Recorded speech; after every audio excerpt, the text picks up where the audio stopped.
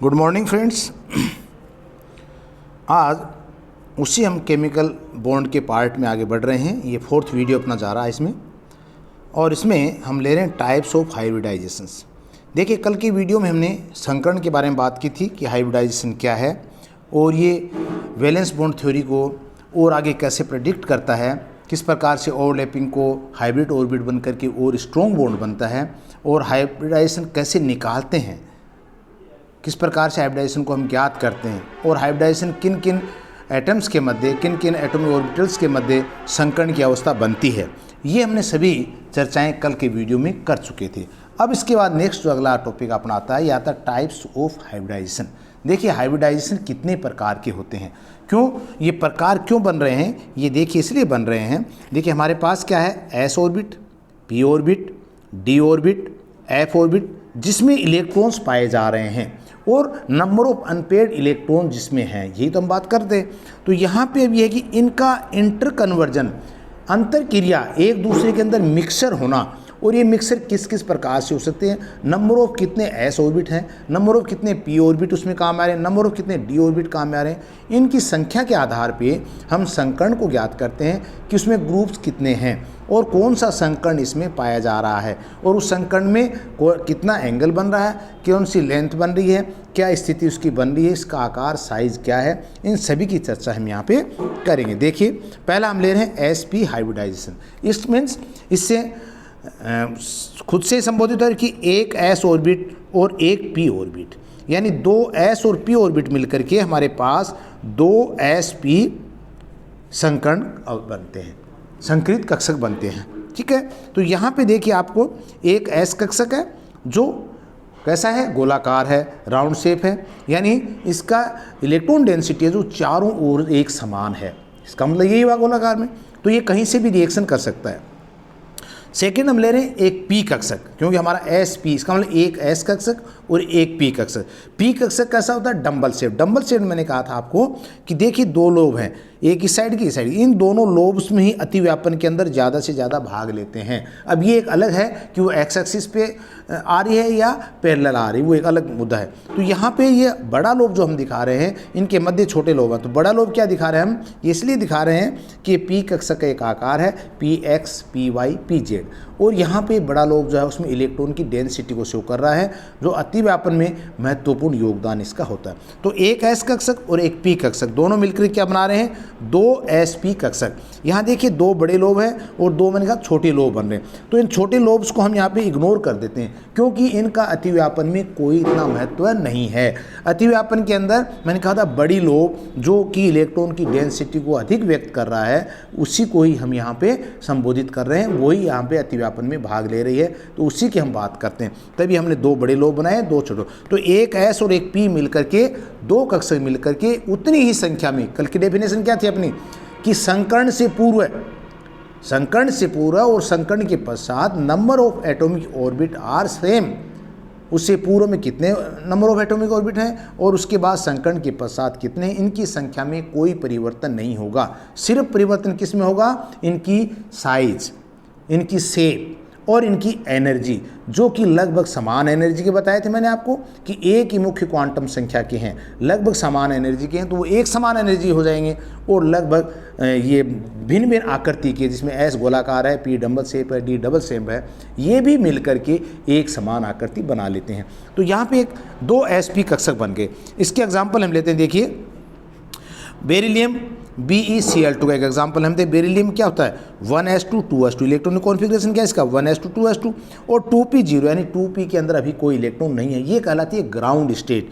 It means यहाँ पे ground state है, और यहाँ पे अब क्या होगा, 1s2 इलेक्ट्रॉन की एनर्जी सबसे लोएस्ट होती है, उसके बाद 2s की, और 2p और 2s की लगभग समान ऊर्जा, यानी लगभग बराबर होती है, इक्वल नहीं है, लगभग बराबर है। इट मीन्स 1s का इलेक्ट्रॉन एक्साइटेड होकर के हायर एनर्जी में नहीं जा सकता, क्योंकि इतनी ऊर्जा प्राप्त नहीं होती है। तो वह क्या दूसरा रास्ता क्या है कि 2s का एक इलेक्ट्रॉन एक्साइटेड होकर के किस में चला जाएगा, 2p कक्षक में चला जाएगा, और स्थिति क्या बन जाएगी हमारे पास, 1s2, मैंने पहले कहा कि लोअर एनर्जी का है, तो ये सबसे अलग हमने कर दिया। इसके पश्चात जो हमारा ओवरलैपिंग में जो काम कर रहा है, जो संकट में भाग ले रहा है, वो क्या हुआ, 2s1 2px1। इसका मतलब एक S कक्षक एक P कक्षक दोनों क्रिया करके 2sp कक्षक बना लेते हैं। देखिए कैसे, ये मैंने बताया कि sp संकरण, यहाँ पे बेरिलियम देखिए यहाँ पे भाग लिया, एक क्लोरीन ले रहा है, यहाँ पे दूसरा क्लोरीन है, BeCl2 की बात कर रहे थे, और दोनों के मध्य जब हम एंगल की बात करें वो क्या है 180 का आ रहा है। इसका मतलब इसका शेप क्या है, लीनियर शेप, एक लीनियर शेप बनती है। अब देखिए यहाँ पे sp संकरण 2s1 2px1, ये क्या बताया, ES है एक्साइटेड स्टेट और ये है ग्राउंड स्टेट, यानी अद्यतन अवस्था क्या है उसकी और उत्तेजित अवस्था क्या है।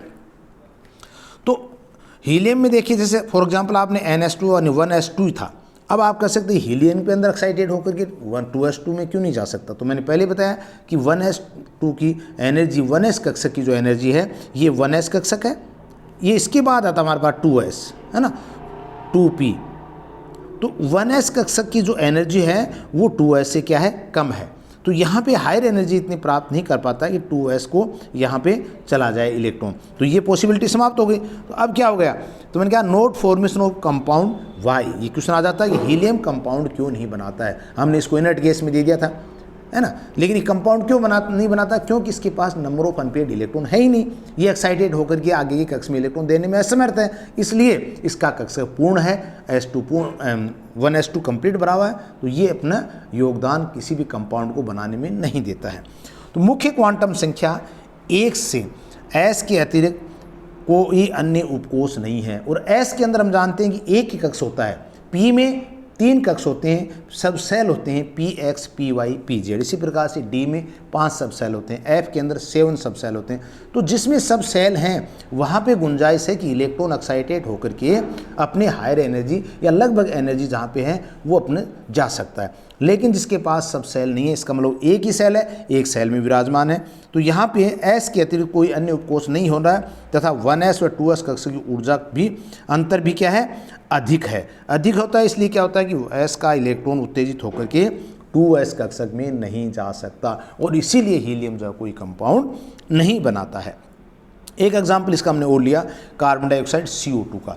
अब देखिए कार्बन और दोनों और क्या है 2 पाई बंध बन रहा है, या ये कह सकते हैं दोनों डबल बॉन्ड बन के ऑक्सीजन बन रहा है, तो यहाँ पे 1 पाई 1 सिग्मा किसके मध्य, ये आ रहा है 1 पाई 1 सिग्मा इसके मध्य आ गया, ये दूसरा 1 पाई 1 सिग्मा इसके मध्य आ गया, इसका मतलब इस कार्बन के मध्य सिग्मा बॉन्ड भी बन रहा है, ये पाई भी बन रहा है, इस कार्बन के मध्य सिग्मा भी बन रहा है, पाई भी बन रहा है, तो दोनों स्थितियां यहाँ पे बन रही है, ये भी लीनियर रूप में बन रहा है, तो यहाँ पे भी कितना कौन आ रहा है, इसका जो बॉन्ड एंगल जो आ रहा है 180 का आ रहा है।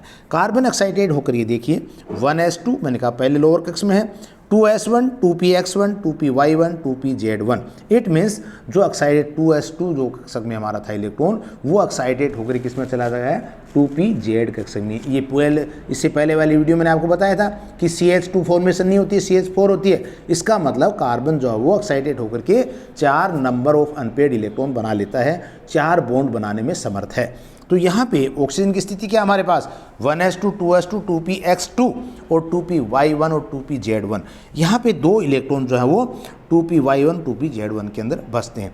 अब देखिए यहाँ पे ये दोनों इलेक्ट्रॉन जो बच रहे हैं ये इसके साथ क्रिया कर रहे हैं, और यहाँ पे क्या बन रहा है हमारे पास डबल बॉन्ड, एक बॉन्ड बना रहा है सिग्मा बॉन्ड, एक बन रहा है हमारे पास पाई बॉन्ड, यहाँ पे एक बॉन्ड सिग्मा बन रहा है, एक पाई बॉन्ड बन रहा है। इस प्रकार से इसकी क्रिया देखिए आप नीचे ये स्ट्रक्चर बनाया है, ये कार्बन का है, क्या क्या है कार्बन में हमारे पास यहाँ पे ये बन गया सिग्मा बॉन्ड, एक ही सिग्मा बॉन्ड था, ये सिग्मा बॉन्ड बन गया, दूसरा ये सिग्मा बॉन्ड बना, ये दोनों बन गए। अब यहाँ पे क्या था, ये 2 कक्ष हमारे पास PY PZ की जहाँ पे हमने बात करी, ये दोनों सिग्मा बन गए।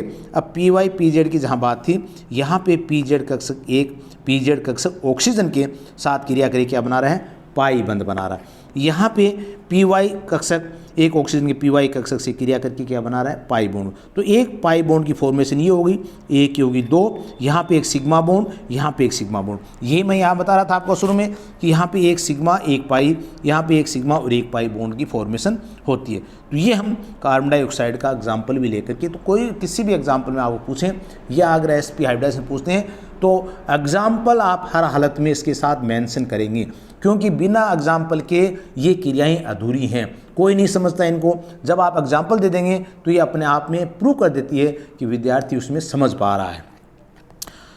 इसके बाद नेक्स्ट आता हमारा 2 नंबर sp2 हाइब्रिडाइजेशन। तो इसका मतलब नाम से संबोधित होगा, एक S कक्षक और 2 P कक्षक मिश्रित होकर के उतनी संख्या 3 नए कक्षक कौन से sp2 sp2 sp2 कक्षक का निर्माण करते हैं। एक s व 2 कक्षक मिलकर 3 sp2 संकर्ण बनाते हैं और इनके मध्य का कोण क्या है 120 डिग्री के कोण पर एक समतलीय त्रिभुजाकार आकार में व्यवस्थित होते हैं। देखिए एक s कक्षक वही गोलाकार है, ये हमारे पास 2 p कक्षक हैं, दोनों डबल शेप में हैं। ये दोनों अभी किसकी बात कर रहे हैं हम यहाँ पे कि एस की और पी की बात कर रहे हैं। ये दोनों क्रिया करके हमारे पास क्या बना रहे हैं, ये 3 लोब बड़े और 3 लोब छोटे। ये दोनों क्या कर रहे हैं अपने पास 3 लोब बड़े बना के लिए हमारे पास, ये बड़े लोब हैं तीनों और ये छोटो। इन दोनों के मध्य क्या है 120 डिग्री का कोण है जो अतिव्यापन में मुख्य रूप से भाग ले रहे हैं। ये बड़ी लोब है, ये छोटी लोब है और यहाँ पे इस प्रकार से 3 sp2, एक दूसरा sp2 और तीसरा ये sp2। तो 3 कक्षक यहाँ पे हमारे पास उपलब्ध हो जाते हैं। इसका एक एग्जांपल लेते हैं हम BCl3। BCl3 में देखिए क्या है, ये बोरोन की हम बात कर रहे हैं, नंबर ऑफ इलेक्ट्रॉन कितने हैं 5। इनको हम डिस्ट्रीब्यूट करते हैं ऑर्बिट्स में, तो क्या था 1s2 2s2 2 2px1 2py0 2pz0। तो यहाँ पे स्थिति क्या बन रही है, अब देखिए इसकी यहाँ पे क्या हो रहा है कि एक एक इलेक्ट्रॉन को जब हम एक्साइटेड स्टेट में ला रहे हैं तो यहाँ पे स्थिति क्या हो रही है 1 2 और 3, ये 2s का एक इलेक्ट्रॉन एक्साइटेड होकर के कहाँ आ गया, 2s का इलेक्ट्रॉन एक्साइटेड होकर कहाँ गया, ये 2p के अंदर आ गया, यहाँ पे 2s का 2p में आ गया। तो यहाँ पे नंबर ऑफ अनपेयर्ड इलेक्ट्रॉन कितने हो गए 3। अब ये क्या करेगा 2s1 2px1 2py, ये तीनों इक्वल एनर्जी के आगे, तो ये तीनों क्या करेंगे, अब तीनों संकर्ण में भाग लेंगे s और 2p कक्षक, और संकर्ण में भाग लेकर के 3 कक्षक हमारे पास यहाँ पे बनाएंगे sp2 के, एक s 2p, तो 3 इलेक्ट्रॉन के भाग ले क्या बनाएंगे, ये स्ट्रक्चर हमारे पास बन गया BCl3। मध्य में कौन क्या है 120। अब इसको हम स्ट्रक्चर के रूप में दिखा सकते हैं। यहाँ पे ये सिग्मा बॉन्ड, एक सिग्मा बॉन्ड क्या बन रहा है, ये बन रहा है, दूसरा ये बन रहा है, तीसरा ये बन रहा है। 3 सिग्मा बॉन्ड बन गए हमारे पास और 3 ही यहाँ पे बन रहे हैं। तो ये आ गए sp2 sp2 sp2। इस प्रकार से BCl3 की संरचना हम इसको व्यक्त कर सकते हैं। अब देखिए इसका एक एग्जांपल हो लिया SnCl2 में।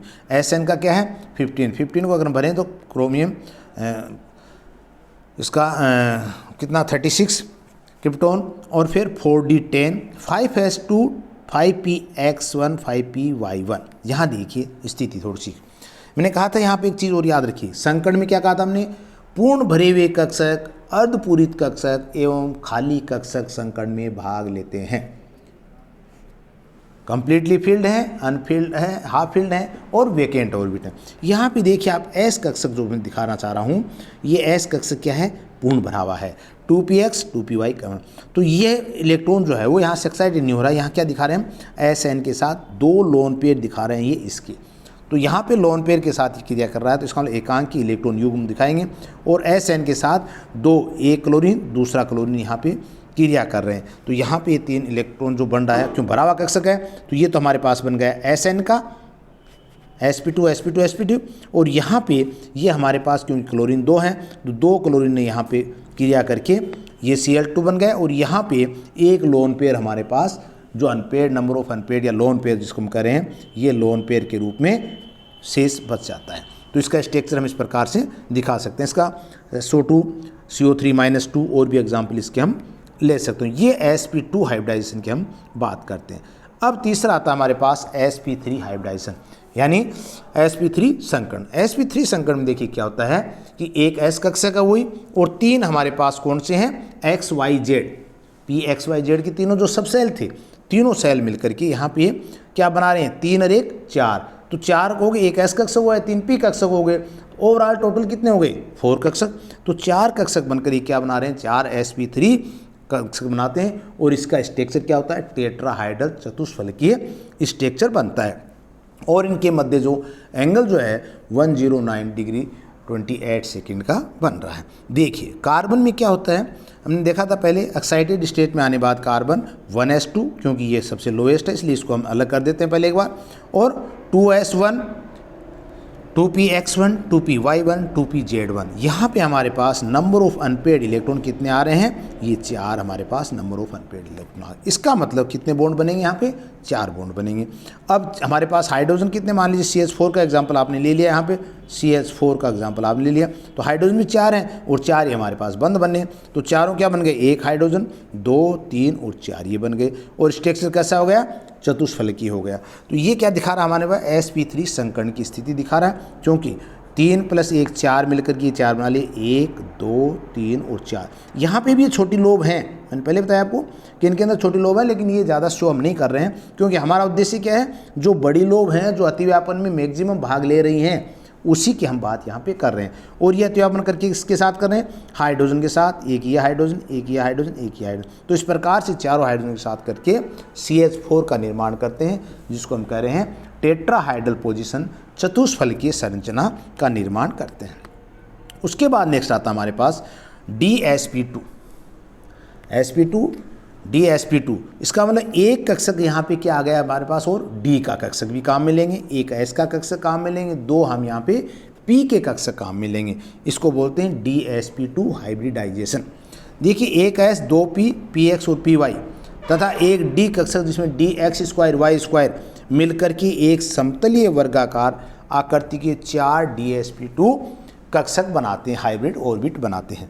तो निकल का फॉर एग्जांपल हमने लिया NiCl यानी टेट्रासाइनो निकलेट जिसकी हम बात कर रहे हैं। तो यहाँ पे 4 साइनाइड ग्रुप जो है, अब थोड़ा सा यहाँ पे स्ट्रक्चर का जो है वो वेरी करता है कि आपके पास लिगेंड कैसा है। लिगेंड में थोड़ा सा समझाएंगे तो आगे क्लास में आपके आएगा कि लिगेंड हमारे पास वीक भी होते हैं, स्ट्रॉन्ग भी होते हैं और मध्यम के भी होते हैं। स्ट्रॉन्ग लिगेंड का मतलब ये होता है कि नंबर ऑफ अनपेयर्ड इलेक्ट्रॉन को पेयरिंग करने का कार्य करता है, वो ये उसमें क्षमता होती है, इसलिए हम उसको कहते हैं स्ट्रॉन्ग लिगेंड की।